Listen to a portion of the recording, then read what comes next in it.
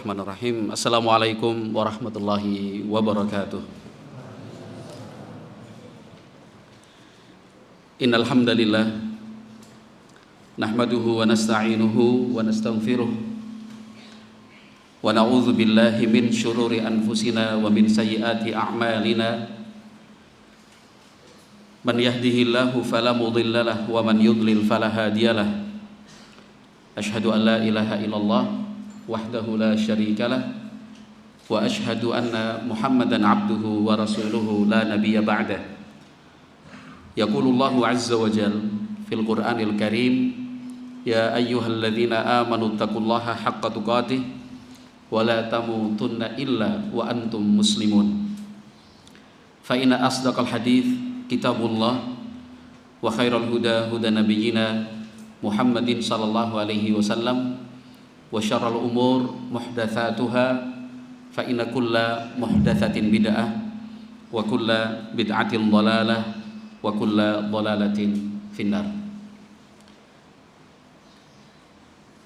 Yang pertama, tentunya kita berterima kasih kepada seluruh panitia yang telah bekerja dan berikhtiar hingga terselenggaranya kegiatan kajian kali ini, kajian umum di Ma'had Ta'zimus Sunnah Sine Ngawi, Jawa Timur. Pada hari ini Ahad 17 Zulqa'dah 1445 Hijriah, 26 Mei tahun 2024. Mudah-mudahan setiap lelah, semua waktu dan apapun yang telah dikorbankan hingga terselenggaranya acara ini diberi pahala dan ganti yang berlipat-lipat dan jauh lebih baik di dunia maupun di akhirat nanti. Kepada seluruh peserta baik putra maupun putri, hafidhakumullah, mari kita sama-sama untuk menyamakan dan meluruskan niat. Mudah-mudahan, dan itu adalah harapan, tidak lain dan tidak bukan, tujuan kita bertemu dan hadir di tempat ini adalah untuk mendekatkan diri kepada Allah Subhanahu wa taala, menempuh jalan yang akan membawa kita kepada surganya. Para santri, santriwati, barakallahu fikum, mari kita juga mengambil manfaat sedikit maupun banyak apa yang akan kita kaji dan kita baca, harapannya bisa memberikan kebaikan untuk kita semua sekaligus sebagai penyemangat. Dan tentu yang tidak kalah penting, kita berharap dan berdoa kepada Allah Subhanahu wa taala supaya melimpahkan berkah dan rahmatnya untuk seluruh masyarakat Desa Ketanggung dan sekitarnya, secara lebih khusus masyarakat Kecamatan Sine dan Kabupaten Ngawi lebih umumnya, terutama kepada pemerintah desa dan seluruh perangkatnya. Mudah-mudahan Allah Subhanahu wa taala menjadikan desa ini sebagai desa yang baik, desa yang selalu mendapatkan ampunan darinya. Ma'asyiral muslimin wal muslimat rahimani wa rahimakumullah. Apa yang akan kita kaji dan akan kita bahas kali ini menyangkut semua pihak. Karena ketika berbicara tentang pendidikan, itu sama artinya kita berbicara tentang peradaban manusia itu sendiri. Karena semua hal sangat dipengaruhi dan tergantung dari bagaimana pendidikan itu diselenggarakan. Pendidikan adalah pondasi dari kehidupan. Apa yang kita ajarkan, sudah itu yang akan kita panen hasilnya. Karenanya tidak bisa dihindari, dan itu harus kita sadari, tanggung jawab pendidikan adalah tanggung jawab bersama. Tanggung jawab semua. Karena pendidikan menyangkut tentang kita, baik di dunia maupun kelak di akhirat.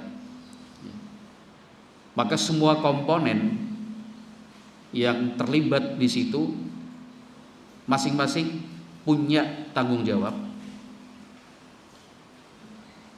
Satu sama lain harus berpadu untuk bekerja sama. Itu problemnya.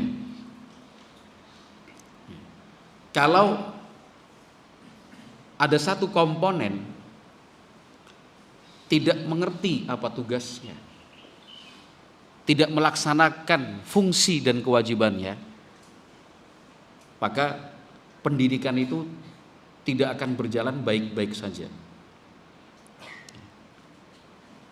Apalagi lebih dari satu komponen, satu saja tidak menjalankan tugas dan kewajibannya itu sudah goyah, apalagi lebih dari satu komponen. Pun seandainya setiap komponen ini sudah menjalankan tugas dan kewajibannya dengan baik, tetapi tidak mampu menjalin kerjasama satu dengan yang lainnya, itu juga nanti tidak maksimal.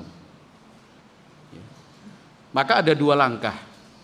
Yang pertama, masing-masing komponen harus mengerti apa tugas dan kewajibannya.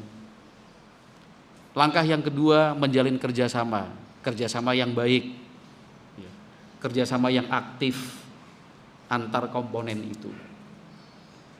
Secara umum komponen-komponen itu apa saja? Satu, santri dan santriwati. Dua, orang tua. Tiga, staf pengajar dan ustadzahnya. Empat, para pengurus yang mendukung terselenggaranya pendidikan. Lima, komunitas yang ada di sekitar lembaga pendidikan tersebut. Itu kalau kita pecah jadi komunitas ahli sunnah salafiyin, ada juga komunitas masyarakat yang ada di sekitar. Kalau mau lebih diperluas, tentunya adalah dukungan dan support dari pemerintah setempat. Ini yang disebut dan dimaksud dengan komponen-komponen pendidikan. Masing-masing harus mengerti, santri dan santriwati fungsinya sebagai apa? Tugas dan kewajibannya apa? Orang tua juga harus mengerti tugas dan kewajibannya. Staf pengajar, ustadz dan ustazah, sebelum melangkah untuk menyampaikan ilmu, menjalankan tugas sebagai pengajar, ustadz, ustazah, juga harus tahu apa kedudukannya, di mana posisinya, dan harus bagaimana. Para pengurus yang sangat penting sesungguhnya sebagai faktor penunjang dan pendukung, mulai dari bidang pembangunan, kemudian kehumasan, lalu ke administrasian dan kesekretariatan, kemudian juga bidang pengawasan dan pembinaan kesantrian, nanti juga bagian logistik, baik logistik makan minum maupun logistik perlengkapan sarana prasarana.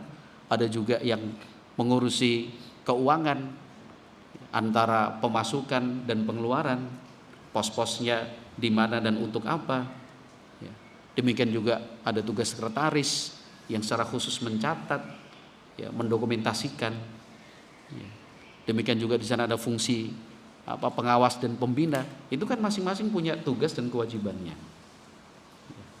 Lalu komunitas yang ada di sekitar, kalau kita bilang dan sering kita istilahkan ikhwan-ikhwan yang tinggal di sekitar lembaga pendidikan, di sekitar pondok pesantren, yang kegiatannya sering berada di pondok pesantren, itu juga jangan sampai diputus atau dikatakan lepas dari sistem pendidikan.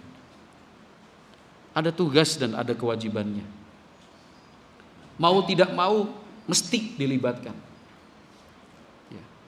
Menerima ataukah menolak, tetap harus diikut sertakan.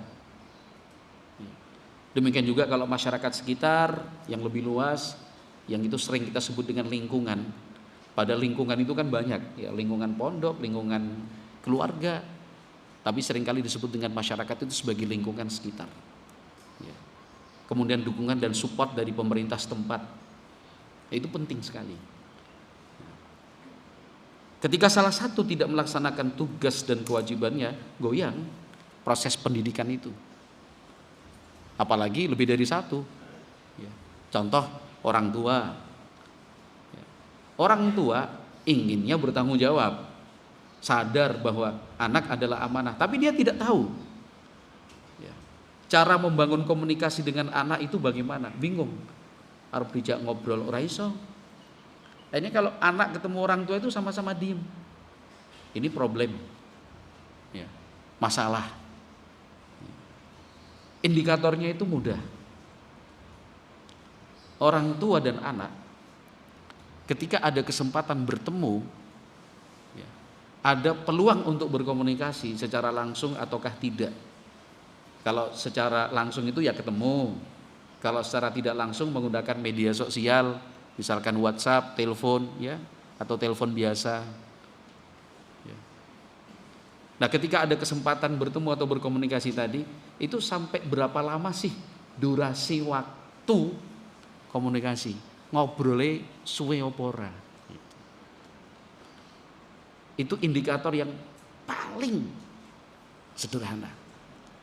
Orang tua ketemu anak atau anak bertemu dengan orang tua, terserah mau membahasakan seperti apa. Pas ketemu diem-dieman. Atau masing-masing dengan kegiatannya. Ngobrol seperlunya. Itu sudah indikator bahwa kualitas komunikasi antara orang tua dan anak buruk. Itu kalau HP itu sinyalnya jelek. Jadi orang nyambung. Apa? Iya, baleni. Gitu. Atau ya sudahlah, ketoke ngene gitu. Padahal beda.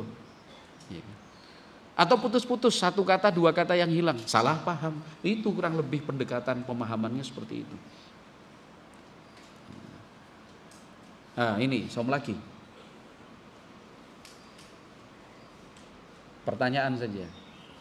Kalau antum ketemu orang tua itu ngobrol bisa sampai 1 jam tidak? 2 jam? Wih. Kalau ngobrol sama Abi sampai berapa lama? Setengah jam? Sudah kehabisan bahan. Dia mau ngomong apa lagi? Gitu. Atau diulang lagi.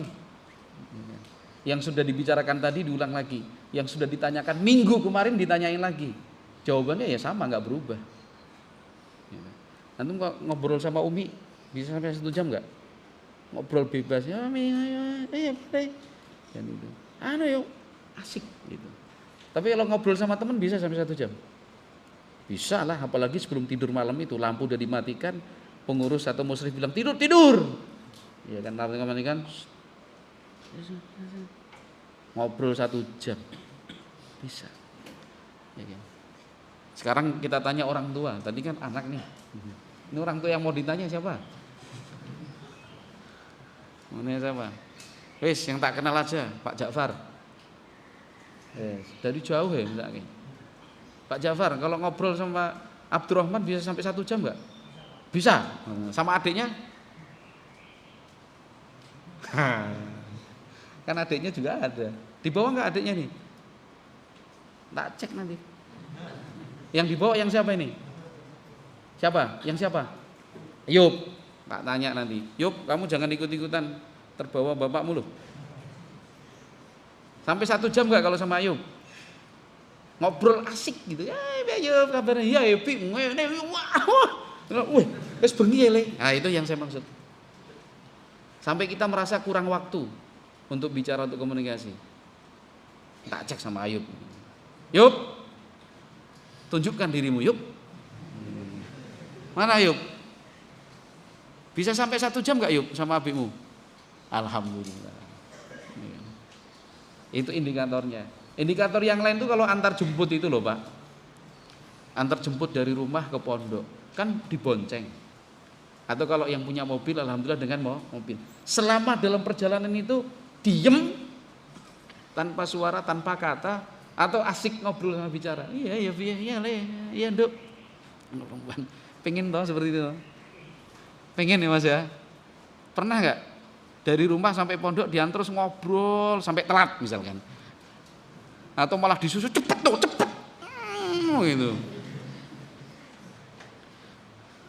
Akhirnya berangkat ke pondok itu merasa ditekan, pengen diem gini aja.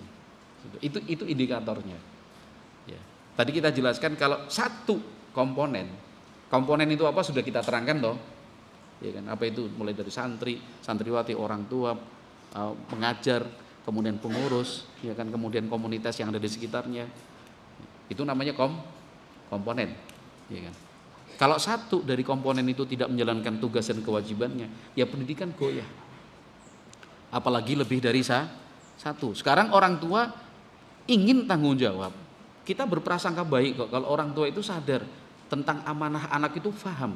Cuman ketika menjalankan tugasnya sebagai orang tua untuk membangun komunikasi, ya, mendidik anak untuk berani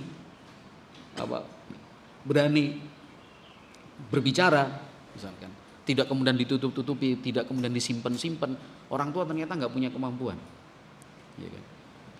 Misalkan ditambah lagi dengan lingkungan, komponen tadi, lingkungannya ternyata lingkungan yang buruk. Harusnya lingkungan itu mendukung terselenggaranya pendidikan, ini malah memberikan pengaruh yang buruk. Ya.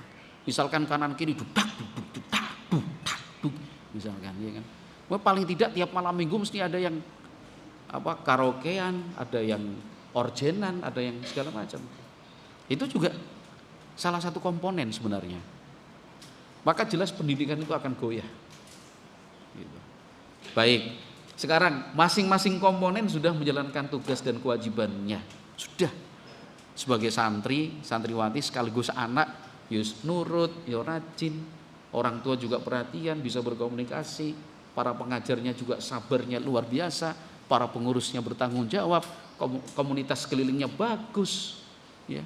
Pemerintah setempat, misalkan pemerintah kelurahan atau pemerintah desa juga mendukung. Ya. Tapi ternyata komunikasi antar satu dengan yang lain itu kurang baik. Tidak begitu lancar, ya nanti akhirnya salah paham. Yang jadi korban apa? Kualitas pendidikan. Oleh sebab itu, kenapa kemudian kita sepakat untuk mengangkat tema ini sekaligus dengan judul, ya kan, pendidikan anak adalah tanggung jawab bersama. Artinya kalau bersama itu ya berat sama dipikul, ya ringan sama dijinjing. Artinya kita harus sama-sama, nggak bisa melemparkan beban kepada yang lain atau menimpakan kesalahan kepada salah satu komponen, enggak. Ya. Karena menuding satu komponen itu salah, itu sama artinya menuding dirinya sendiri salah. Kenapa? Karena kita satu kesatuan. Ya. Yang nggak bisa kemudian saling memisahkan kemudian berdiri sendiri-sendiri, nggak bisa. Ya. Berarti kalau misalkan, loh saya sudah maksimal loh, saya jadi pengurus, misalkan, sudah maksimal melaksanakan tugas. Mana sekarang tugas saya yang terbengkalai? Malah ngitung-ngitung seperti itu. Nih tugas saya, ini selesai semua. Jadi yang salah bukan saya. Yang salah itu orang tua. Atau sebaliknya, loh saya sebagai orang tua bertanggung jawab. Ini tugas saya. Semua yang dibebankan untuk saya sebagai orang tua saya jalankan dengan baik. Murojaah di rumah, ngantar jemput, ya, kemudian pembiayaan, perlengkapan dan peralatan anak, komunikasi juga lancar, uang jajan saya kirim dan segala macam sudah lengkap. Ya kan? Buku komunikasi selalu saya isi. Jadi yang salah nggak mungkin saya lah sebagai orang tua. Ini pasti pengurus pondoknya yang tidak bertanggung jawab. Ya, nggak boleh seperti itu. Jangan kemudian kita saling melemparkan beban kepada yang lain. Jangan kemudian kita menaruh kesalahan kepada satu komponen. Kenapa? Kalau kita sudah menyalahkan satu komponen itu sama saja ya menyalahkan diri sendiri. Artinya berarti komunikasi di antara kita itu kurang baik. Kan itu. Nah, oleh sebab itu, ma'asyiral muslimin wal muslimat rahimani wa rahimakumullah, itu dua langkah krusial, dua langkah yang harus kita perhatikan baik-baik. Apa itu? Masing-masing kita harus mengerti posisi saya sebagai apa, tugas dan kewajibannya apa. Sudah fokus di situ. Yang kedua, harus siap untuk membuka komunikasi. Jangan berpikir sendiri-sendiri, ya. Jangan kemudian tertutup. Ya. Ma'asyiral muslimin wal muslimat rahimani wa rahimakumullah. Apalagi lebih-lebih objek yang sedang kita bahas untuk kemudian dididik, dibina, diarahkan. Kita banyak berharap kepada mereka, yaitu anak-anak. Mereka itu bukan benda mati. Mereka adalah makhluk hidup, manusia namanya.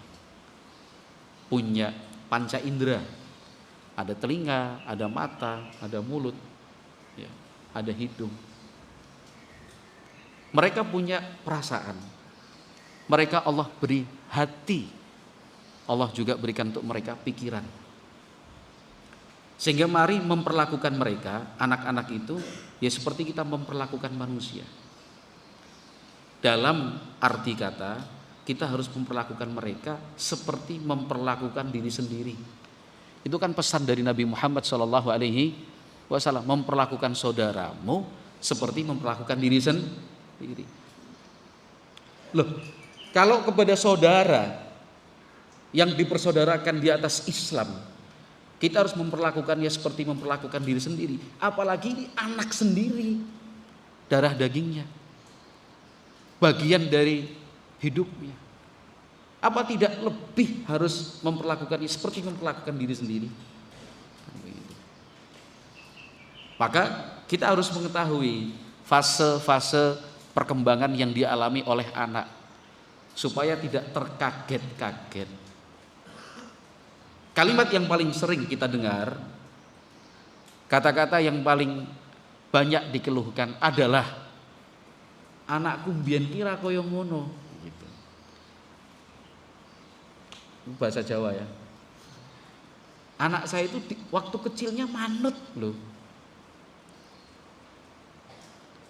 Anak saya itu dari dulu Masya Allah, tapi setelah mondok misalkan, sekarang ini berubah. Sampai saya itu kadang-kadang berpikir, ini anak saya atau bukan ya? Itu sering kita dengar, banyak dikeluhkan. Padahal ma'asyiral muslimin wal muslimat rahimakumullah, itulah fase yang harus dilalui oleh setiap orang. Bahkan kita dulu yang sekarang ini sudah menjadi orang tua, dulu pun seperti itu, pernah mengalami fase-fase tersebut. Al-Imam Ibnul Jauzi rahimahullahu ta'ala dalam At-Tibbur Ruhani halaman 61, beliau mengatakan begini, kanal hukama'u yaqulun, orang-orang yang ahli hikmah, kaum bijak, dulu mereka sering mengingatkan, ibnuka raihanatuka sab'u sinin wa khadimuka sab'u sinin. Anakmu baik laki-laki maupun perempuan 7 tahun pertama, ya, 7 tahun pertama itu adalah hiburan, penyejuk mata, yang selalu menyenangkan hati. Itu 7 tahun lahir senang ditimang-timang, digondeng, Masya Allah, senang. Bukan hanya tertawanya yang membuat gembira, menangisnya pun itu tidak menyusahkan. Menangisnya anak, ya, itu adalah hiburan. Kenapa? Oh, anaknya sehat, dah minimal itu. Nanti umur 1 tahun, 2 tahun, 3, wah lucu-lucunya, mungil-mungilnya, dibawa kemana-mana, digendong di belakang, digendong di depan, nggak dibiarkan dia jatuh, nggak rela dia terluka. Apa yang diinginkan kalau kita mampu kita berikan. Itu 7 tahun yang pertama, nyenengke. Wa khadimuka sab'u sinin, 7 tahun kedua berarti usia 8 sampai 14, 8, 9, 10, 11, 12, 13, 14. Usia 8 sampai usia 14 khadimuka. Khadimuka itu sudah bisa membantumu. Disuruh-suruh, ya kan? Mbak, cuci piring. Mbak, bantu Umi motong-motong bumbu. Ngerajangi lombok. Mbak, bantu nyetrika. Mas, bakar sampah. Ya kan?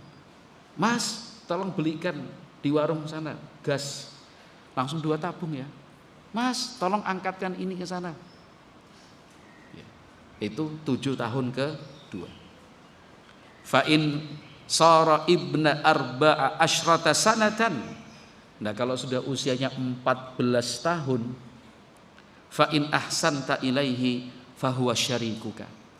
Kalau engkau wahai orang tua tepat memperlakukannya dengan cara yang baik, anakmu itu akan menjadi syarikuka, selalu menyertaimu, senantiasa membersamaimu, jadi temanmu yang meringankan tugasmu, menyenangkanmu, membahagiakanmu, dan seterusnya. Syarikuk, bersama dalam hidup. Wa in asa'ta ilaihi fahuwa aduwuk. Tapi kalau engkau wahai orang tua salah dalam mengambil sikap, keliru mengambil keputusan, fahuwa aduwuk, jadi musuhmu. Wala yanbaghi an yudraba ba'dal bulughi wala an yusa'a ilaihi. Kalau sudah baligh, sudah dewasa, jangan dipukul, jangan dikasari. Li'annahu hina idzin yatamanna faqdal walidi liyastabidda bi ra'yihi. Karena kalau usianya sudah 14 tahun ke atas lalu dipukul, artinya sudah balik kok masih dipukul, sudah balik, ya, disikapi dengan kasar, hina idzin yatamanna faqdal walid, anak akan berharap orang tuanya mati saja, orang tuanya sudah tidak ada lagi. Dia akan berpikir lebih baik nggak punya orang tua. Dia akan berpikir aku pergi jauh saja dari orang tua, putus hubungan. Liyastabidda bi ra'yih, sehingga dia merasa bisa, ya, melaksanakan setiap apa yang dia inginkan. Ini luar biasa loh. Luar biasa. 700 tahun yang lalu itu dinukilkan untuk kita. Al-Imam Ibnul Jauzi rahimallahu ta'ala termasuk ulama yang intens membahas tentang pendidikan anak, ya. Ada juga Ibnul Qayyim rahimallahu ta'ala, ya. Tapi yang kita nukil sekarang adalah pernyataan dari Ibnul Jauzi yang itu beliau pun, ya, menyampaikannya dari para ahli hikmah, kaum bijak, nah, tapi kenyataannya kan begitu. Kenyataannya persis sama dengan yang dinukilkan Ibnul Jauzi rahimallahu ta'ala untuk kita. Ya. Kalau secara usia yang beliau sebutkan dalam nukilan ini itu hanya sebatas pendekatan saja. Ya. Tidak mesti 7, 7, 7 dan seterusnya, nggak mesti. Ini secara umum, ya, secara umum.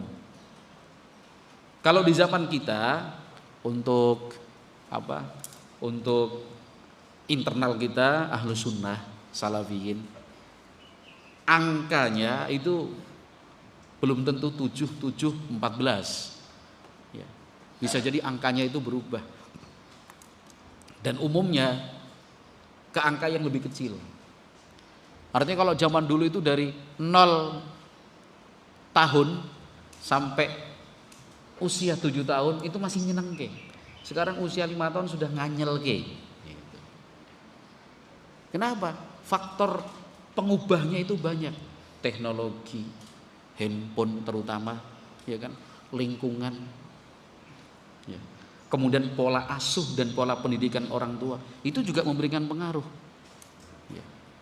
Kalau zaman dahulu Sampai usia 14 tahun anak itu masih manut, masih nurut. Zaman sekarang usia 10, 11 saja sudah berani membantah, lancang, membangkang. Ya. Kenapa? Ya faktor pengubahnya banyak. Ya. Lebih-lebih adalah teknologi yang terus berkembang. Ya. Lingkungan, pengaruh teman, ya. Tempat pendidikan yang salah kita titipkan anak kita ke sana. Ya. Orang tua yang tidak mengerti cara mengasuh yang benar itu seperti apa, udah jadi satu. Ya. Jadi satu. Ya. Maka tidak jarang, bahkan kita katakan sering, anak usia 13 tahun itu sudah menjadi musuh orang tuanya. Ya. Menjadi musuh. Musuh itu apa maksudnya? Musuhan. Anak nggak mau ketemu orang tua. Anak menghindar. Yang dibuktikan dengan antara mengurung diri di dalam kamar, dikunci. Dia akan keluar ketika tahu orang tuanya sudah pergi. Atau pilihan yang lain, anak lari. Dia nggak mau di dalam rumah yang sama dengan orang tuanya. Atau sebaliknya, orang tua menyatakan, wes, aku rela nggak punya anak seperti kamu itu. Atau kamu bukan anaknya Abi lagi, pergi. Atau orang tuanya sudah putus asa, wes Mi, wes Abi wes mampu Abi, wes tak pasrah ke, terserah Umi, bilang sama istrinya begitu. Kalau kamu masih pengen bicara sama anakmu, ya bicara sana. Nek Abi sudah enggak lagi. Itu namanya musuh. Nah. Dan nukilan dari para ulama bukan cuma dari Ibnul Jauzi, disebutkan dalam kitab Uyunul Akhbar jilid 3 halaman 98, wa kana yuqalu ibnuka raihanuka sab'an wa khadimuka sab'an thumma aduun aw sadiqun. Kurang lebih sama artinya. Anakmu itu selama 7 tahun yang pertama itu menyenangkan. 7 tahun yang kedua sampai usia 14 tahun itu akan bisa membantu dan melayanimu. Tapi setelah itu bisa jadi musuh atau temanmu. Ya. Jadi musuh atau temanmu. Kalau sekarang gambarannya begini, anak ya dari hari lahir pertama sampai usia 4 atau 5 tahun ya, itu kan berada di dalam rumah. Sosok dan figur yang dia kenal itu siapa? Ya bapak ibunya. Yang dia kenal siapa? Bapak ibunya. Dia belum mengenal dunia luar. Kalaupun dia mengenal dunia luar itu cuma sebentar, ketika dibawa keluar terus masuk lagi. Tapi sehari-harinya yang dia tahu adalah bapak ibunya, bapak ibunya, bapak ibunya. Kalau dia punya kakak, ibaratnya tambah kakaknya, kan gitu. Kalau masih satu atap satu rumah dengan kakek neneknya, ya itu berarti tambah kakek neneknya. Tapi secara umum yang dia kenal siapa? Ya bapak ibunya. Ya. Maka baik dan buruk menurut si anak adalah baik dan buruk menurut orang tua. Melakukan atau meninggalkan bagi anak sesuai apa yang dia lihat dari orang tuanya. Kalau orang tuanya melakukan, anak ikut melakukan. Kalau orang tuanya meninggalkan, anak juga ikut-ikutan meninggalkan. Maka di situ tugas dan fungsi orang tua membentuk pondasi yang kuat dan kokoh buat anaknya. Ya. Karena hitam dan putih pertama kali yang dikenal oleh anak itu dari orang tuanya. Ya. Tahun-tahun itu anak masih manut, disuruh sana mau, dilarang sini nggak protes. Kenapa? Bagi anak, ayah ibunya itulah yang harus diikuti. Tapi mulai fase sekolah, katakan usia 4 atau 5 tahun, udah kita ambil contoh aja 5 tahun gitu. Usia 5 tahun sudah disekolahkan, mengikuti pendidikan usia dini, TK, TA, monggo silahkan namanya apa. Ketika dititipkan itu, dia mulai mengenal figur yang lain. Kalau tadi yang dia kenal figur itu siapa? Siapa yang dikenal pertama kali? Ayah dan ibunya. Mulai sekolah dia mengenal figur yang lain. Siapa? Ustadz atau ustazahnya. Oh, figur itu. Kenapa? Karena di kelas, di lingkungan belajar, ustadz atau ustazah, pengajar itu yang dominan kan, yang paling dihormati, yang diikuti. Jadi anak akhirnya punya figur yang lain. Terus begitu sampai kelas 1, 2, 3, 4, 5, 6. Ya, ini umumnya dan rata-rata seperti itu. Maka sering kalau anak-anak kecil itu masih belum sekolah, nanti yang dia nukil ya ucapan bapaknya, perbuatan ibunya. Oh, kata abiku gini kok. Oh, kata umiku enggak Ini percakapan dua anak kecil ini. Dan itu. Abiku kemarin gini loh. Gitu kok. Umiku bilang begini loh, Pak, abi umi. Nanti kalau dia mulai sekolah, dia bilang, oh ustazah bilang gini kok. Kata ustadz, nggak boleh. Kata ustazah, gitu. Kata ustadz, karena dia mengenal figur yang lain. Nah, tapi ketika sudah mulai menginjak usia remaja, kalau Ibnul Jauzi rahimallahu taala menukil ucapan para ahli hikmah sebelumnya itu di usia 14 tahun. Sekarang kan udah berkurang. Bukan lagi 14 tahun, usia 11, usia 12 sudah itu. Ketika dia mengenal teman-teman yang satu kelompok umur namanya. Apalagi kalau sudah masuk asrama, udah. Yang menjadi figur siapa? Bukan lagi orang tuanya, orang tuanya di rumah. Yang menjadi figur bukan lagi ustadz ustazahnya. Kenapa? Durasi waktu bertemu antara dengan ustadz dan ustazahnya itu sebentar. Dalam satu hari cuma berapa jam? Yang paling sering ditemui dan paling banyak berinteraksi adalah teman-temannya. Satu kamar, satu kelas, ya, satu liting, satu tingkat, satu pondok, kan begitu. Maka di usia remaja ini, ya, itu saat-saat yang paling krusial. Kalau dia dapat lingkungan teman yang buruk, akan terbawa buruk. Kecuali yang Allah jaga, ya, tentu. Kalau dia dapat komunitas yang baik, dia akan baik juga. Begitu. Dia akan baik juga. Maka mohon maaf, kita yang Allah Subhanahu wa taala berikan kesempatan untuk hidup di dunia pesantren. Ya sebenarnya di dunia yang lain juga sama, dunia pendidikan di luar sana dan apapun itu. Cuman yang sekarang kita bicarakan adalah dunia pesantren. Maka tidak jarang ketika satu santri, ya, melakukan pelanggaran, itu nanti ada temannya satu kamar yang terkena juga. Satu santri dikeluarkan, itu seringkali di kamar yang sama dikeluarkan lebih dari satu. Kalau satu kamar isinya 20, yang dikeluarkan sekaligus 3. Satu kamar itu. Kenapa? Ya karena figurnya bukan lagi orang tua, figurnya bukan lagi ustadz dan ustazah. Figurnya itu sudah teman. Apa kata teman, apa kata pertemanan, itu yang dia ikuti. Pas pulang ke rumah orang tuanya kaget, untuk kaos tengkorak dari mana kamu Le? Kayaknya Abi nggak pernah beli kan? Umi juga nggak pernah loh membelikan baju seperti itu. Nanti ustadznya juga bingung, loh kita di kelas juga nggak pernah itu, ya, mengajarkan atau mengenalkan kepada anak kalau beli kaos itu yang gambarnya seperti itu.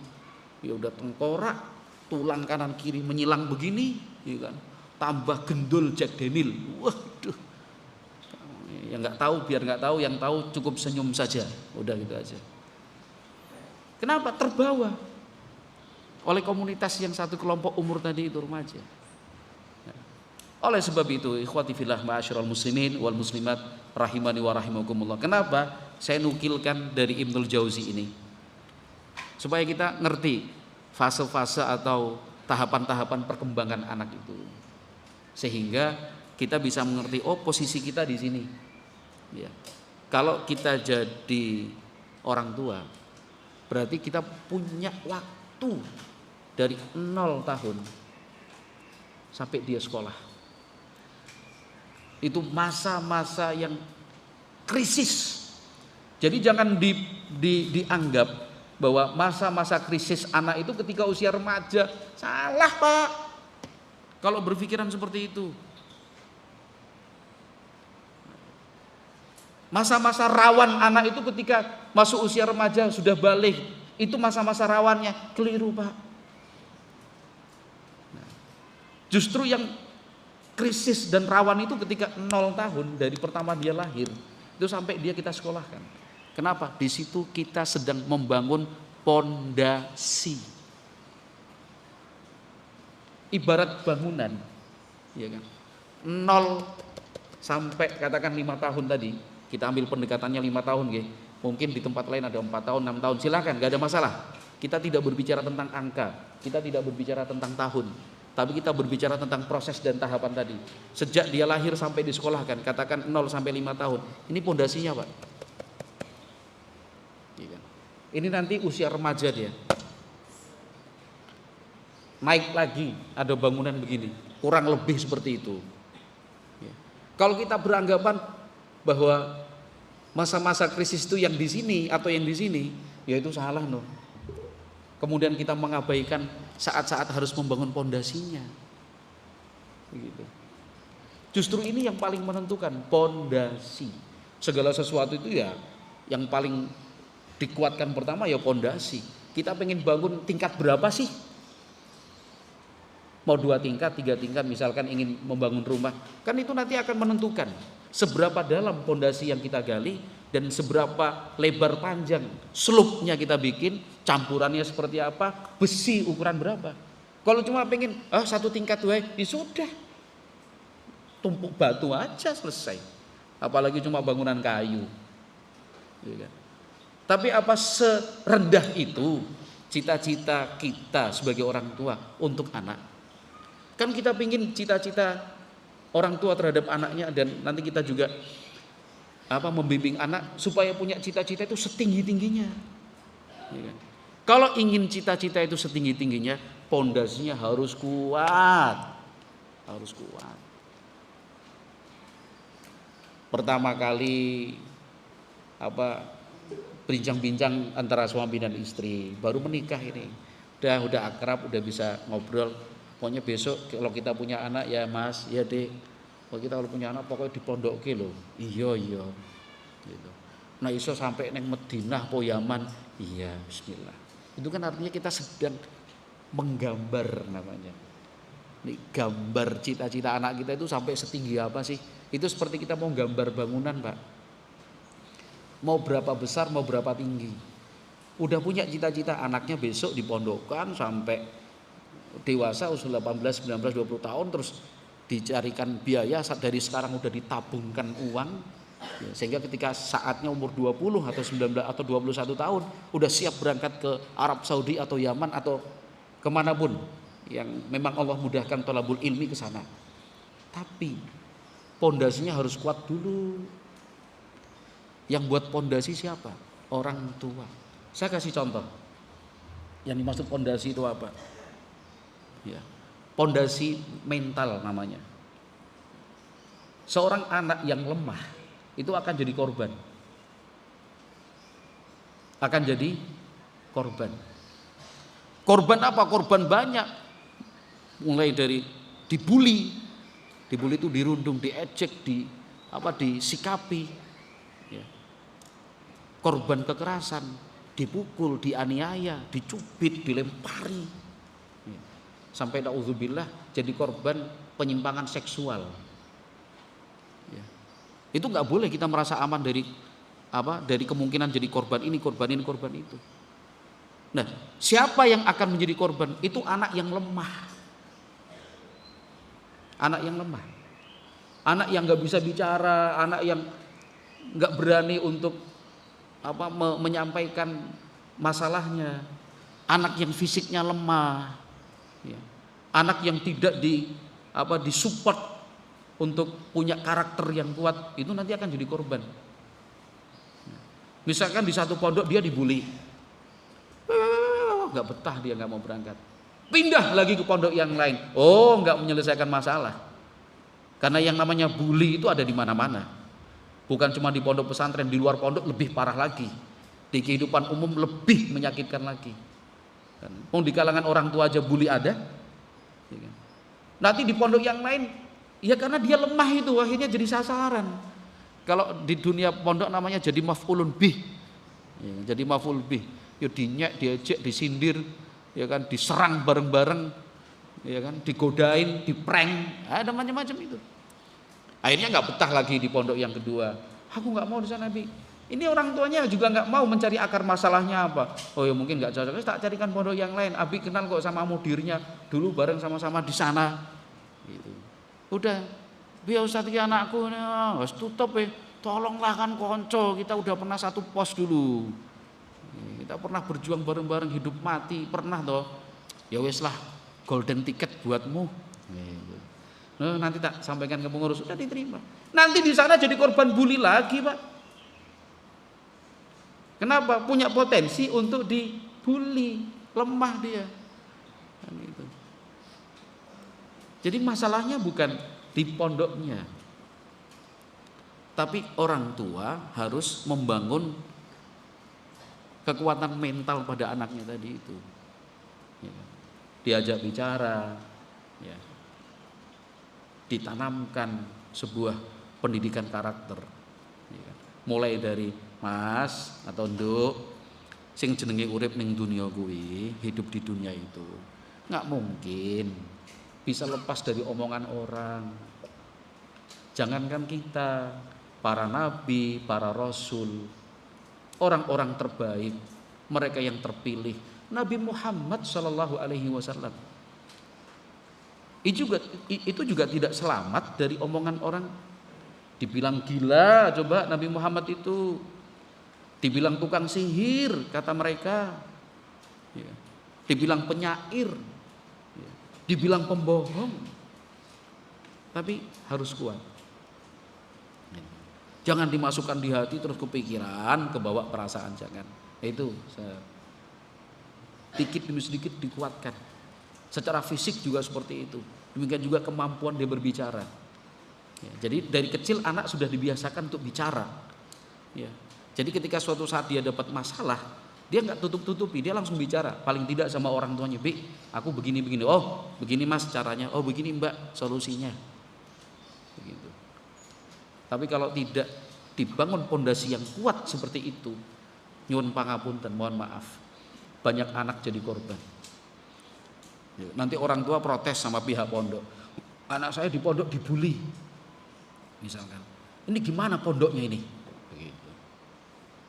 Ya kita bicara data dan statistik saja. Sudah, oke. Gini Pak, itu di pondok kami santrinya ada berapa? 120. Di kelas anaknya bapak ada 20. Yang dibully siapa? Misalkan, oh betul anak sampean dibully, tapi yang dibully ada berapa? 1. Yang lainnya nggak ada yang dibully.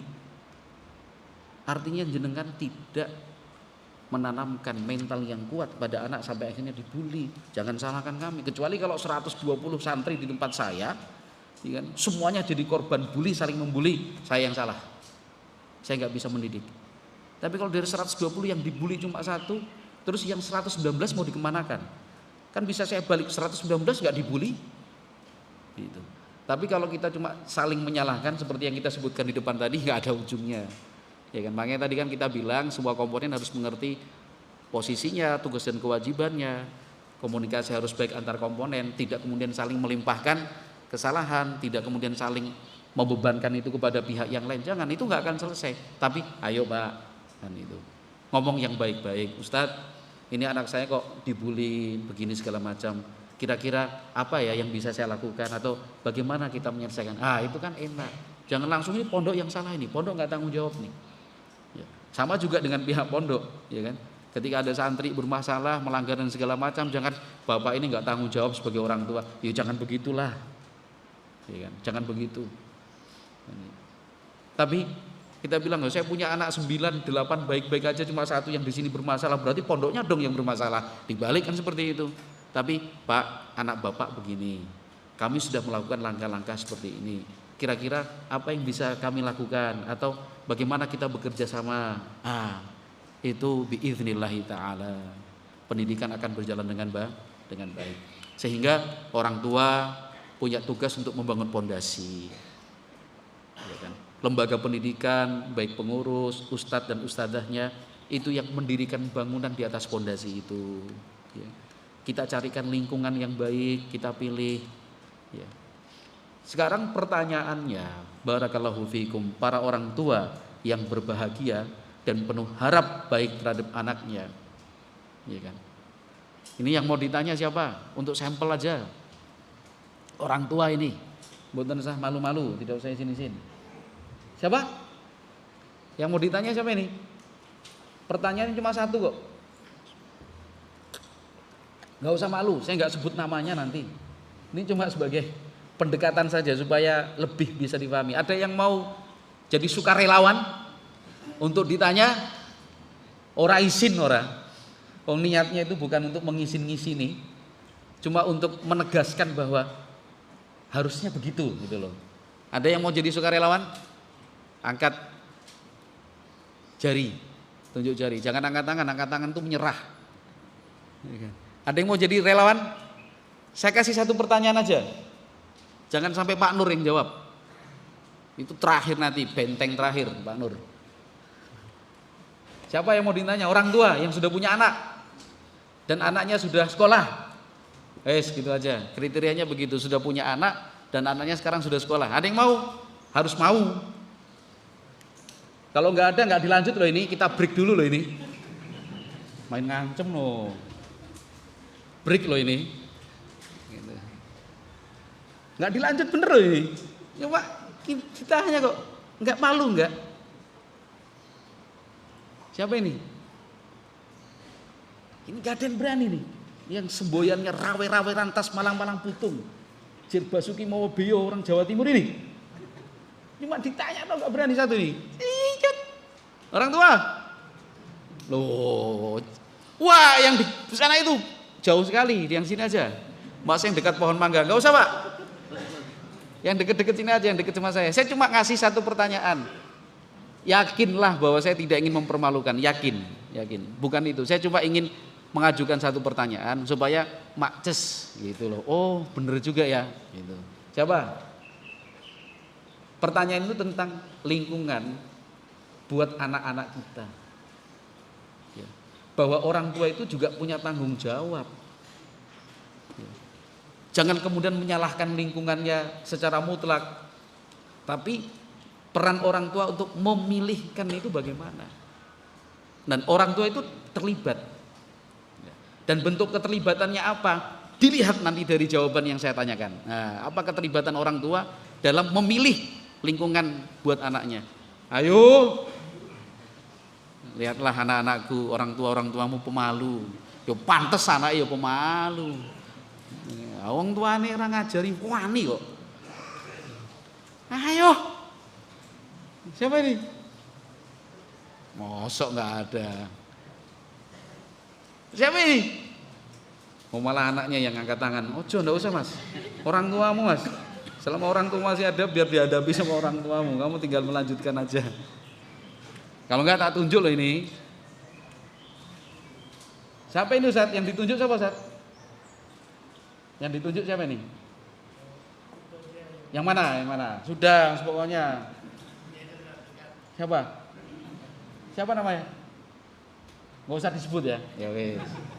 Ini.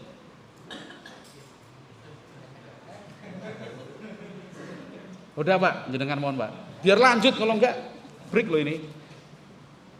Ini biar nyes. Jadi saya ulangi.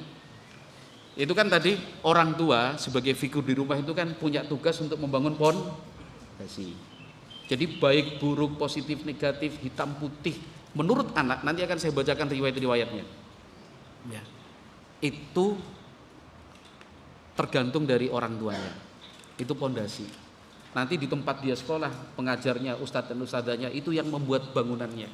Sama juga, baik buruknya sesuatu, negatif positifnya, hitam putihnya, ya, jelek baiknya, itu anak juga akan melihat dari gurunya. Setelah itu, fase ketika mereka harus dan mau tidak mau hidup berkelompok sesuai jenjang umurnya. Makanya jangan heran Pak, Kalau anaknya sudah usia 15-16 tahun, itu kalau diajak acara keluarga udah nolak. Enggak, aku tak pengen ke tempat temanku gitu. Pas liburan gak langsung pulang, tapi mampir ke rumah teman. Ojo bingung, ya memang seperti itu. Jenengan juga dulu begitu gitu loh. Kenapa lebih merasa nyaman dengan teman? Tapi orang tua itu punya andil dan harus melibatkan diri dalam memilih lingkungan. Itu bisa kita ketahui dengan satu hal. Pak, anaknya ada nggak yang di asrama? Jenengan? Ya, sudah ada yang di asrama belum anaknya? Sudah lulus? Yang di bawahnya ada? Cuma satu tuh anaknya? Dua-duanya sudah lulus? Cuma satu yang satu sekarang? Sudah nikah semua. Wah, iki kita pengen cari data yang fresh ini, yang masih belajar ini. Wah, ganti. Kita masih cari yang fresh ini. Mana ini? Siapa ini? Mas, antum Mas. Adik Mas Najib. Anaknya antum ada yang mondok nggak sekarang? Belum mondok. Kelas berapa wis? Setingkat SD. Kelas berapa? Kelas 2. Pertanyaannya satu. Teman sekelasnya ada berapa? Wis itu tok. Jumlahnya berapa teman satu kelas? Cuma satu orang. Wah. Salah pilih Pak Nur. Aman ini. Aman. Jadi yang berikutnya sudah mulai ngitung. Ini Ustadz pertanyaannya berapa temannya satu kelas ini? Wah, ini salah pilih saya ini. Wah. Aduh. Wes mulai nih, walaupun nggak inget-inget pokoknya kira-kira nanti jawabannya. Ya sudah, kita nggak usah lanjutkan pertanyaannya itu karena sudah tahu. Pertanyaan saya itu, orang tua sampai tidak tahu jumlah teman satu kelasnya, itu indikator sederhana. Bagaimana kita bisa mengetahui anak berada dalam lingkungan yang baik untuknya ataukah tidak? Lah teman sekelasnya aja kita nggak tahu berapa jumlahnya. Lebih dari itu mestinya orang tua itu punya kepedulian. Bentuk kepedulian dalam memilih lingkungan itu satu, mengerti teman-teman dekatnya itu siapa-siapa. Ya. Makanya dengan konteks atau cara yang bijak, ya, bukan seperti menginterogasi atau curiga, dengan komunikasi yang luas, yang cair. Itu mencari tahu. Saya punya anak, itu teman-teman dekatnya siapa-siapa saja. Nah, profil dari teman-teman dekatnya itu kita harus tahu juga. Oh, anak saya itu berteman baik dengan si A. Si A itu bagaimana? Kita cari tahu. Jangan diem.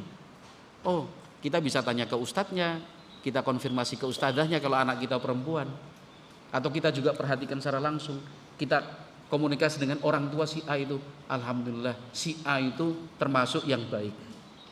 Rajin menghafal, ya kan, kemudian bersih, kemudian disiplin, alhamdulillah. Terus teman baik anak kita yang lain si B, cari tahu juga. Oh si B, cari tahu si B. Oh baik, rajin, alhamdulillah. Ada teman baik yang lain si C. Ya kan? Si C baik-baik juga, alhamdulillah. Berarti teman-teman baik anak saya itu adalah teman-teman yang bisa ya mendukung semangat belajarnya. Tapi sebaliknya misalkan kita berusaha cari tahu itu tekniknya kan banyak. Kita bisa tanya sama anak kita, "Duh, Mas, kamu satu kamar dengan siapa? Teman ngobrolmu siapa?" Tanya biasa aja. Atau kita amati dan kita pantau kalau dia liburan itu ke rumahnya siapa, ya kan? Kalau dia berbagi itu dengan siapa? Ya, kalau dia pulang berkomunikasi dengan siapa? Teman yang datang ke rumah itu siapa? Itu salah satu tekniknya. Atau kita tanya kepada ustadznya, pengajarnya, wali kelasnya, "Afan ustadz, afan ustadzah, anak saya itu teman dekatnya kalau di asrama itu siapa-siapa aja ya?" Gitu. Nanti ustadznya jangan, "Ya nggak tahu." Gue repot juga itu. Berarti tugasnya sebagai ustadz belum berjalan dengan baik, kan itu. Oh iya Pak, anak bapak itu temannya sama ini segala macam. Kan itu. Ya nanti kalau kita bicara tentang tugas dan kewajiban ustadz musyrif, yaitu melaporkan secara rutin, ya, melaporkan. Jadi ada mungkin secara teknis ada semacam laporan rutin, entah itu dalam satu kolom atau dalam satu form, ya. Kita melaporkan bahwa circle anaknya, artinya teman-teman dekatnya si A adalah B, C, dan D. B itu begini, C begini, D begini. Kan itu. Hanya sebatas kita mengikuti perkembangan anak. Bukan untuk kemudian cari-cari kesalahan, bukan untuk nyebar-nyebar aib, bukan. Maka perlu dibicarakan, ya, supaya tidak kesana kemari. Tapi ayo sama-sama kita selesaikan. Mari kita bertahun bergandengan tangan untuk menciptakan lingkungan yang baik buat anak-anak kita. Dan itu. Sekarang kita nggak tahu anak kita itu teman dekatnya siapa-siapa aja. Ya. Nanti kalau misalkan sudah kejadian, blar, baru, wah, sudah diskorsing, nanti curhat sama orang yang dia percaya, mungkin ustadz atau siapa. Wah, anak saya itu terpengaruh sama teman-temannya. Di mana dirimu selama ini, wahai orang tua? Setelah anakmu menjadi korban, baru engkau sadari. Harusnya dari awal kita udah tahu dan mengerti, oh anak saya dekatnya dengan si A, si B, si C. Si A, si B, si C itu ternyata kurang baik. Sebelum terjadi apa-apa, sudah kita lakukan pendekatan, Le, Mas, Mbak, kan itu. Cari teman yang baik, cari teman yang semangat, ya kan. Adapun si A, si B, si C yang tadi dinilai kurang baik, ya, kemudian kita harus bicarakan, ya, antara orang tua semua dengan pengurus, dengan ustadznya. Ini gimana nih cara penyelesaiannya? Si A itu ternyata membawa pengaruh yang buruk. Gitu. Kita tidak hanya menyalahkan orang tuanya, tapi karena dia juga adalah anak kita, bukan hanya anaknya. Ayo kita terapi bersama-sama. Langkahnya bagaimana? Itu demikian. Ya. Jadi masing-masing memang ada tugasnya. Ikhwati fillah rahimani wa rahimakumullah. Ya. Terkait tentang orang tua, ya. Orang tua itu yang menjadi figur pertama yang dikenal oleh anak, ya. Yang justru orang tua itu punya tugas untuk membangun pondasi. Ada sebuah riwayat disebutkan oleh Ibnul Jauzi rahimahullahu taala dalam Sifatus Shaffah jilid 3 halaman 204. Fudail bin Iyad rahimahullahu taala, beliau yang bercerita untuk kita. Qala ra'a Malik ibnu Dinarin rajulan yusi'u salatahu faqala ma arhamani li'iyalihi faqila lahu yusi'u hadha salatahu wa tarhamu iyalahu qala innahu kabiruhum wa minhu yata'allamun. Malik bin Dinar rahimahullah itu pernah memperhatikan seseorang yang sedang sholat. Ini seorang ulama ahlul hadits, ya, Malik bin Dinar rahimahullah. Ada orang sholat, diperhatikan sholatnya oleh Malik bin Dinar. Orang tersebut sholatnya tidak benar, tidak diterangkan, tidak disebutkan secara rinci apa bentuk dari salat yang tidak benar itu, apakah tentang tumakninahnya, khusyuknya, gerakan-gerakannya, itu tidak disebutkan. Tapi yang jelas yusi'u salatahu, salat orang itu tidak benar. Faqala ma arhamani li'iyalih, kata Malik bin Dinar rahimahullah, kasihan sekali anak-anaknya, kasihan sekali anak-anaknya. Nek Jawane mesake anak-anaknya. Faqila lahu, lalu ada yang bertanya, yusi'u hadha salatahu wa tarhamu iyalah. Orang itu sholatnya gak bener, kok malah Anda merasa kasihan dengan anak-anaknya? Apa hubungannya? Kan yang sholatnya gak bener bapaknya, yang sholatnya tidak sempurna ayahnya. Kok Anda malah kasihan sama anak-anaknya? Qala, kata Malik bin Dinar rahimahullah, innahu kabiruhum wa minhu yata'allamun. Karena dia orang tuanya, anak-anaknya belajar darinya.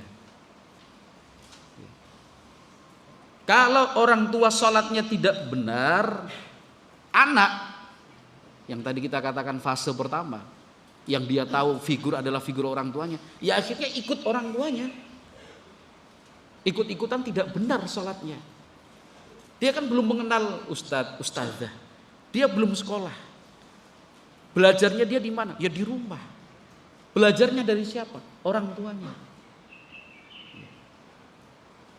Maka sebagai orang tua, jadilah contoh yang baik kepada anak-anaknya. Selalu timbang setiap ucapan dan perbuatan. Apakah akan menjadi contoh yang baik atau malah menjadi contoh yang buruk untuk anak-anaknya. Kenapa? Kalau udah salah fondasinya, meluruskannya itu berat. Meluruskannya berat. Sekarang ada dua masalah yang sering kali dikeluhkan. Satu tentang sholat, dua tentang handphone. Ya. Satu tentang sholat, dua tentang handphone. Orang tua mengeluh, anak saya sholatnya malas, anak saya sholatnya suka terlambat, anak saya sholatnya masbuk, anak saya kalau nggak dibangunkan dengan keras, anak saya kalau nggak disiram air, wah nggak mau bangun, anak saya. Itu yang dikeluhkan orang tuanya. Maka pertanyaannya adalah, apakah orang tua dari kecilnya anak, dari 0 tahun yang kita sebutkan tadi, itu sudah membangun pondasi salat yang baik untuk anak-anaknya ataukah tidak? Orang tua yang menekankan tentang salat kepada anak-anaknya dari kecil, subhanallah, anak-anak itu tertib dalam salat. Subuh dia bangun tanpa dibangunkan, padahal masih usia 3 tahun. Dia mendengar azan, yang dia cari orang tuanya, pengen ikut sholat berjamaah. Tertib, rapi, tidak mengganggu. Tapi kalau orang tua yang tidak memperhatikan sholat anaknya, ya sudah, sampai dia besar pun sholatnya akan berantakan.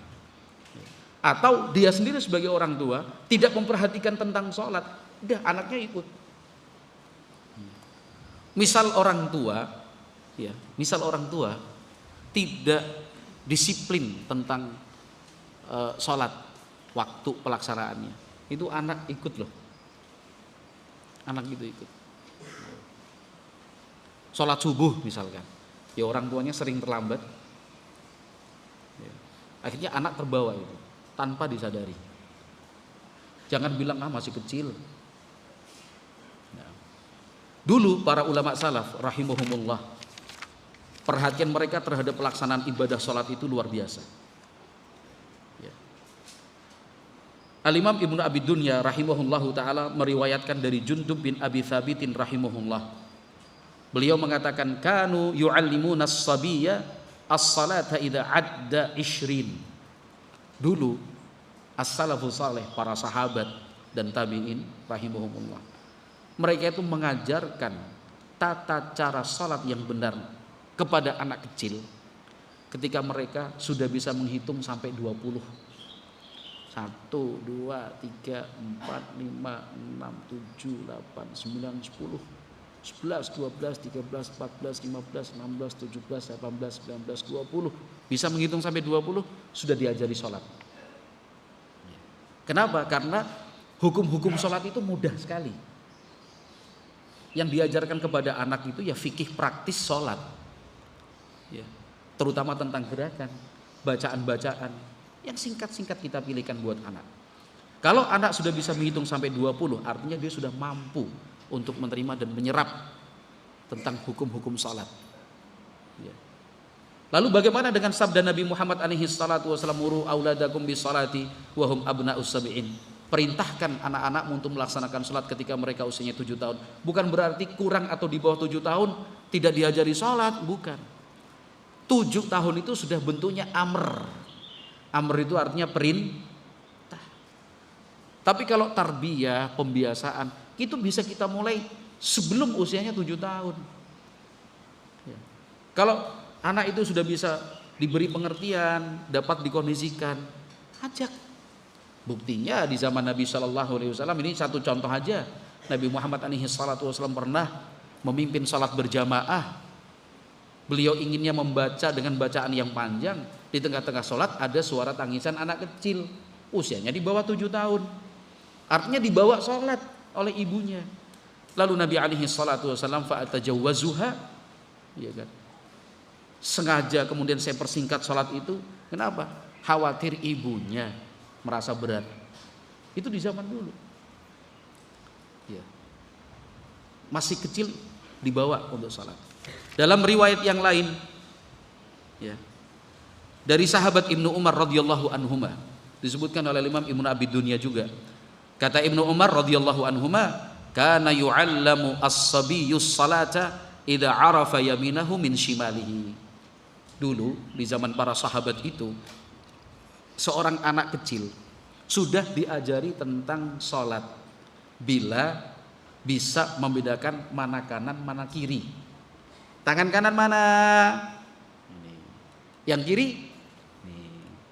Kalau belok kanan mana? Sana. Belok kiri? Sini. Anak kalau sudah bisa membedakan kanan dan kiri, sudah mulai diajari tentang tata cara salat. Nah, itu beberapa riwayat, ya kan? Yang yang kita baca dan sampai kepada kita, dan banyak sekali ya, riwayat-riwayat yang menyebutkan bahwa pendidikan salat itu sudah dikenalkan sejak anak masih kecil. Pendidikan salat itu kan pendidikan luar biasa, kedisiplinan, kerapian, kebersihan, kesucian, ya kan?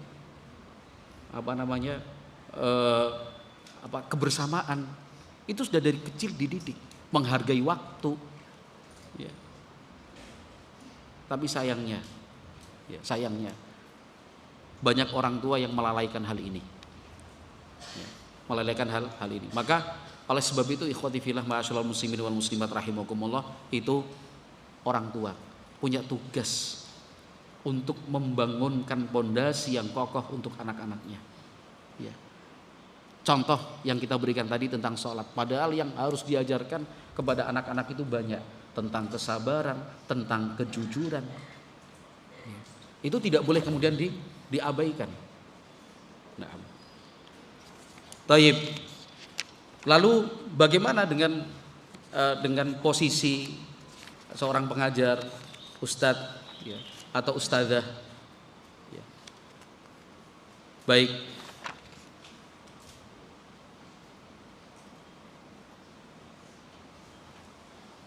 Riwayat ini dari Al-Imam Asy-Syafi'i rahimahullahu taala. Jadi sekarang kita ringkas saja di fase yang berikutnya ketika anak sudah mulai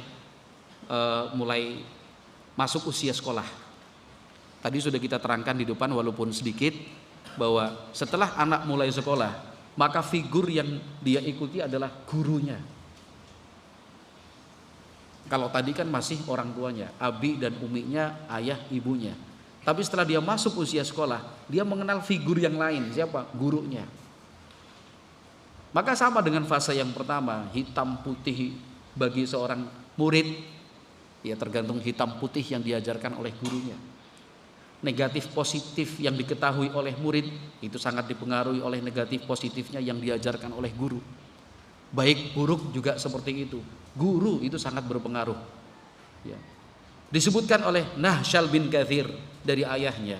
Beliau mengatakan dakhala Syafi'iyyu rahimahullahu taala yauman ila ba'di hujari Harun ar-Rasyid wasta'dzana lahu alaihi fa'aqadahu al-khadimu inda Abi Abdis Samad muaddibu auladir Rasyid. Al-Imam Asy-Syafi'i Muhammad bin Idris Abu Abdillah rahimallahu taala suatu hari itu berkunjung dan bertamu, ya, ke salah satu tempat tinggal Khalifah Harun ar-Rasyid rahimahullahu taala. Imam Asy-Syafi'i datang berkunjung, minta izin, diberi izin. Kemudian pelayan waktu itu mempersilahkan untuk duduk dan ditemui oleh Abu Abdis Samad. Siapa Abu Abdis Samad? Muaddibu auladur Rasyid, pendidik dan pengajar untuk anak-anaknya Harun ar-Rasyid.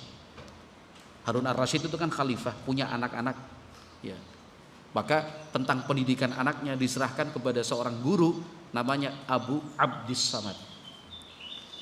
Suatu hari Imam Syafi'i datang berkunjung bertemu dengan gurunya anak-anak Khalifah Harun ar-Rasyid. Qala lahu ya Aba Abdillah, haula'i auladu amiril mu'minin wa hadha mu'addibuhum falau saitahu. Ya. Kemudian kata pelayan, wahai Abu Abdillah, anak-anak ini adalah anak-anaknya Amirul Mukminin Harun Ar-Rasyid. Nah, beliau ini gurunya. Siapa? Abu Abdis Samad. Kalau Anda berkenan, tolong berikan wasiat. Fa aqbala ala Abi Abdis Samad. Kemudian Al-Imam Asy-Syafi'i rahimahullahu taala menemui gurunya anak-anak Harun Ar-Rasyid, yaitu Abu Abdis Samad. Faqala lahu, Al-Imam Asy-Syafi'i rahimahullahu taala kemudian memberikan wasiat. Ini untuk kita semua, ya, untuk kita semua selaku pengajar, seorang ustadz, ustazah, musyrifah, termasuk juga orang tua tentunya, karena orang tua itu kan guru untuk anak-anaknya.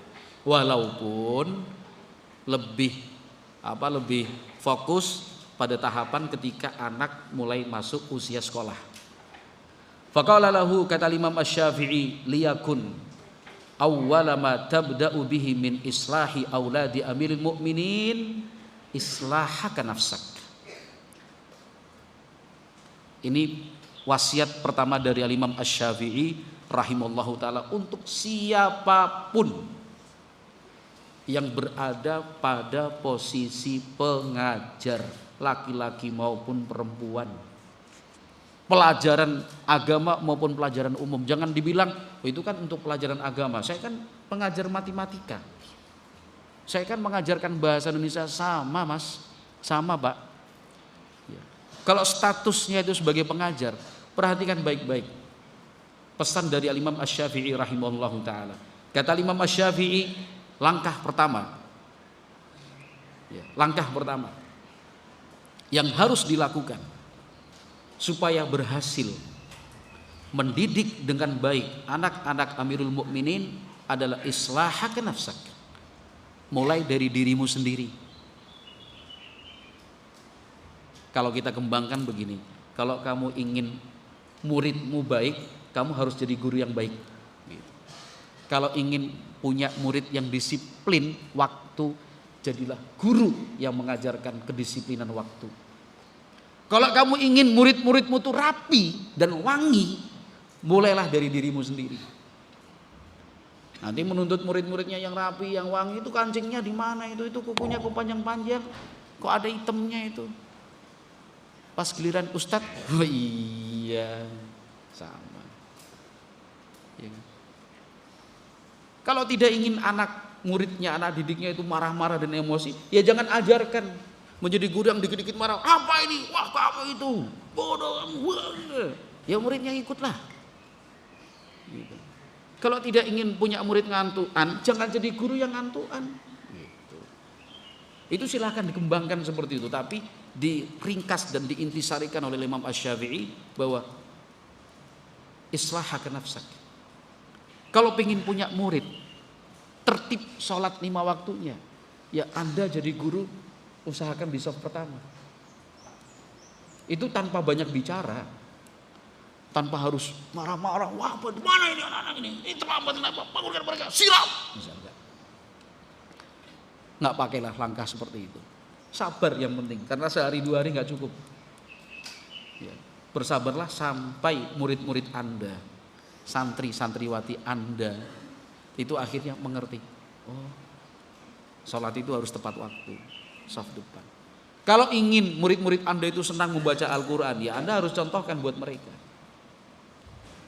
Silahkan dilanjutkan. Ya, apa yang dimaksud Al-Imam Asy-Syafi'i saya kira jelas, bahwa yang pertama dilakukan itu islahaka nafsak, harus dimulai dari dirimu sendiri. Fa inna a'yunahum ya ma'qudatun bi'ainika. Karena mata mereka itu tergantung dengan matamu. Ini bukan kalimat umpatan ya, matamu ya. Makanya tadi intonasinya saya turunkan sedikit. Ini saya terjemahkan secara letterlek dulu. Maksudnya apa? Cara memandangnya anak itu tergantung cara Anda memandang. Gitu. Mereka itu ikut Anda, wahai guru. Ya. Maksudnya apa? Diterangkan oleh Imam Asy-Syafi'i, fal hasanu indahum ma tastahsinuhu. Sesuatu yang baik menurut anak-anak itu adalah sesuatu yang engkau anggap dan engkau jelaskan baik. Wal qabihu indahum ma tastaqbihuhu. Sesuatu yang buruk menurut mereka itu sesuai dengan apa yang Anda jelaskan buat mereka, ini buruk. Alimhum kitaballahi wala tukrihhum alaihi fayamalluh. Ajarkan Al-Quran untuk mereka, tapi jangan sampai memaksa. Memaksa itu apa? 1, memaksa secara waktu. 2, memaksa secara fisik. 3, memaksa secara kemampuan. Jangan dipaksakan. Ajarkan Al-Quran, tapi jangan sampai masuk kategori memaksakan. Kenapa? Fayamalluh. Nanti mereka gampang bosan. Yang kita takutkan mereka kemudian benci kepada Al-Quran. Anak punya kemampuan satu dengan yang lain itu berbeda dalam menghafal Al-Quran. Ada anak 1 hari 1 halaman gampang. Ada anak setengah halaman mudah. Tapi ada anak jangankan 1 halaman, setengah halaman pun dia sudah susah. Kita sebagai guru harus mengerti batas kemampuan maksimal tiap-tiap anak murid yang belajar sama kita. Jangan paksakan sama. Kita saja yang tua-tua nggak mau dipaksakan sama. Ada po di antara kita yang bilang, "Mbok kayak Ustadz Fulan itu hafalannya banyak." Nah, nggak mau kita digitukan. Yo beda no. Gitu. Dia kan pinter, aku enggak. Anak-anak kita juga sama seperti itu. Tapi tadi bahasa yang saya pilih, kita harus mengetahui kemampuan maksimal. Ya kan? Untuk kita maksimalkan. Maksimalnya sampai di batas mana? Itu kita kejar sampai batas maksimal itu. Lebihnya jangan dipaksakan. Ya. Wala tatrukhum fayahjuruh. Tapi kemudian jangan dibiarkan bebas juga. Nanti mereka akan menghajar Al-Quran. Kita bilang silahkan yang mau baca-baca, yang mau menghafal-menghafal, yang mau store-store, ya itu. Nggak baca ya nggak apa-apa, baca silahkan. Yang mau setoran tiap hari monggo, yang tidak setoran juga nggak apa-apa. Pokoknya yang penting hadir, ya itu juga keliru. Ya. Kenapa? Fayahjuruh. Nanti mereka akan menghajar itu artinya meninggalkan dan mengabaikan Al-Quran. Jangan, tapi ambil jalan tengah. Kita ajak dan kita semangati mereka untuk belajar Al-Quran, baik menghafal maupun lain-lainnya seperti membaca, mengerti terjemahnya, faham tafsirnya. Ya. Tapi kita bisa mengerti, oh ini batas maksimalnya, ini batas minimalnya. Begitu. Harus seperti itu. Tsumma zidhum minasy-syi'ri a'affahu wa minal hadithi asyrafahu. Tambahkan. Imam Syafi'i itu sangat senang dengan syair, artinya bahasa. Selain Al-Quran, tambah juga materi tentang syair atau bahasalah. Tapi syair-syair atau bahasa-bahasa yang mengajarkan kehormatan. Hadis-hadis Nabi sallallahu alaihi wasallam yang asyrafah, yang paling mulia, karena hadis Nabi itu kan banyak. Ribuan. Tapi kita punya tugas untuk memilih hadis-hadis mana yang tepat untuk mereka, yang urgen dan sifatnya pondasi buat mereka. Wala tukhrijannahum min ilmin ila ghairi hatta yutqinuh. Jangan memaksa mereka untuk pindah dari satu ilmu ke ilmu yang lain sebelum ilmu yang pertama dia mutqin. Ya. Artinya kita tidak mengejar target banyaknya halaman. Bukan cuma mengejar target ini sesuai dengan kurikulum yang disepakati. Tanpa mempertimbangkan kemampuan anak dan kondisional. Kadang libur karena ada karena ada bencana, misalkan libur karena ada kegiatan ini dan itu. Ya. Bukan kemudian waduh ini harus dikejar ini. Yang biasanya 1 hari 1 halaman karena untuk mengejar supaya selesai 1 hari 3 halaman. Itu enggak bijak namanya. Ya. Kenapa? Karena hatta yutqinuh, sampai mereka mutkin. Fa innazdihamal kalami fil masma'i masaddun lil fahmi. Karena kalau terlalu banyak yang didengar, itu akhirnya justru susah paham. Cuma gini tok. Sama seperti sekarang udah jam 11. Jangan dilanjutkan. Nanti enggak paham. Karena kan jadwalnya sampai jam 11 toh. Sampai jam 11. Itu Pak Nur. Kalau dilanjut nanti malah enggak paham loh ini. Ya, Pak. Ulama loh yang bilang, Imam Syafi'i loh ini. Ya kan? Apa yang kita baca tadi kita pahami dulu, ya kan? Jadi intinya begini, kalau kita mau ringkas pendidikan anak Itu sangat penting karena pendidikan anak itu kaitannya dengan peradaban manusia, ya tentang kita. Ya. Hal-hal yang lain itu sangat dipengaruhi tentang pendidikan anak. Oleh sebab itu kita harus sama-sama menyadari bahwa pendidikan anak adalah tanggung jawab bersama. Jangan saling lempar dan melimpahkan tanggung jawab. Pokoknya bareng-bareng. Jangan bilang dia yang salah, aku yang benar, atau dia yang kurang, aku yang sudah maksimal. Jangan. Yuk bareng-bareng, tanggung jawab kita sama-sama. Dan bentuk tanggung jawab itu seperti apa? Ada dua. Masing-masing mengerti posisi. Masing-masing menjelaskan tugas dan kewajibannya. Dan itu berlaku untuk semua komponen. Dia sebagai santri, sebagai orang tua, sebagai pengajar, sebagai pengurus, sebagai komunitas yang ada di sekitar lembaga pendidikan itu. Kita juga menjalin hubungan yang baik dengan masyarakat supaya bisa mendukung, punya hubungan yang baik dengan pemerintah setempat, supaya terdukung lembaga pendidikan yang dikelola itu.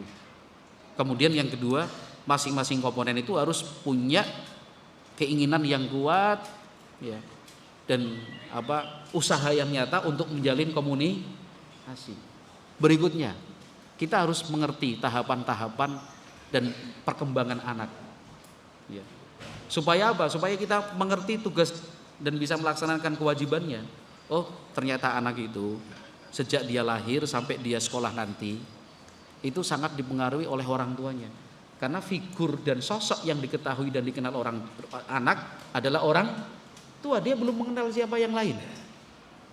Pokoknya baik buruknya sesuatu ya tergantung apa yang dinilai anak dari orang tuanya.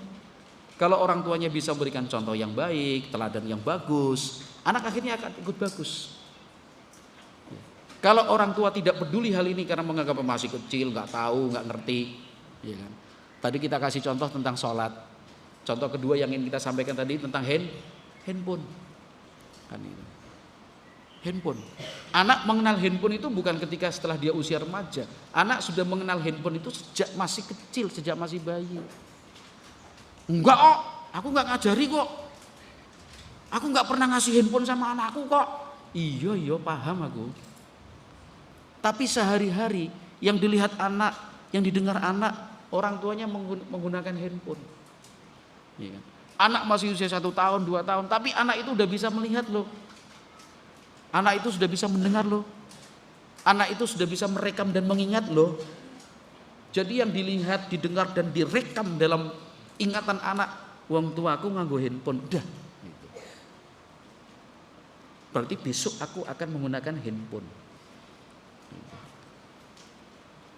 Anak melihat gini aja bisa lebih paham dari orang tuanya. Nggak usah belajar tinggi-tinggi, wong handphone tinggal dikasih, anak tinggal utak-atik, ngerti dia. Lebih paham dari orang tuanya. Apalagi orang tuanya bilang, minta tolong ya Le, ini kenapa kok suaranya nggak jelas ini? Masa dikasih handphone. Ini Mbak, kok ini pulsanya habis, tolong diisikan.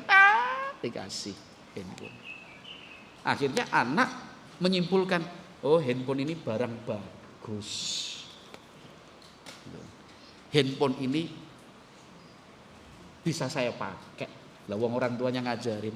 Nanti kalau dewasa gimana Ustaz, anak saya udah ketagihan handphone, anak saya sudah ngancem-ngancem kalau nggak diberikan handphone sendiri nggak mau mondok.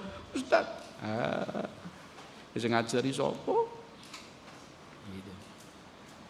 Kenapa? Tadi kan sudah dijelaskan oleh dalam riwayat yang kita baca dari Malik bin Dinar rahimahullahu taala. Pengaruhnya sama anak dari orang tua itu besar sekali. Nanti kalau tahap yang berikutnya dia mulai masuk usia sekolah, nah kita harus memilihkan guru yang baik, guru yang benar. Kalau kita sebagai orang tua, kalau kita posisinya sebagai seorang guru atau pengajar, ya kita harus mengerti tugas dan kewajiban itu memberi contoh yang baik. Imam Asy-Syafi'i rahimallahu taala sudah menjelaskan untuk kita semua, bukan hanya kepada Abu Abdis Samad sebagai pengajar anak-anak Khalifah Harun ar-Rasyid, tapi untuk kita semua, bahwa seorang murid itu akan nurut sama gurunya. Kalau gurunya bilang hitam, murid bilang hitam. Kalau gurunya bilang putih, muridnya bilang putih. Kalau gurunya bilang bagus, murid bilang bagus. Kalau gurunya bilang jelek, murid akan ikut-ikutan bilang jelek. Kan itu. Apa yang dilakukan dan diucapkan murid itu ikut gurunya. Jadi kata Imam Syafi'i, mulai dari dirimu sendiri, wahai guru. Nanti sesi yang berikutnya tentang lingkungan, tentang apa? Tentang teman-teman, tentang komunitas yang ada di sekitar. Itu ada materi untuk sesi yang berikutnya nanti. Wallahu a'lam bishawab. Aku qouli hadza, mudah-mudahan Allah Subhanahu wa taala memperbaiki kita dan juga memperbaiki kondisi anak-anak kita, ya, menjadi anak-anak yang menyenangkan dan menyejukkan pandangan, menjadi tabungan kebaikan pada hari kiamat nanti. Wallahu a'lam bishawab. Mohon maaf atas tutur kata yang kurang berkenan. Aku qouli hadza, subhanakallahumma wa bihamdika, asyhadu alla ilaha illa anta, astaghfiruka wa atubu ilaik. Wassalamualaikum warahmatullahi wabarakatuh.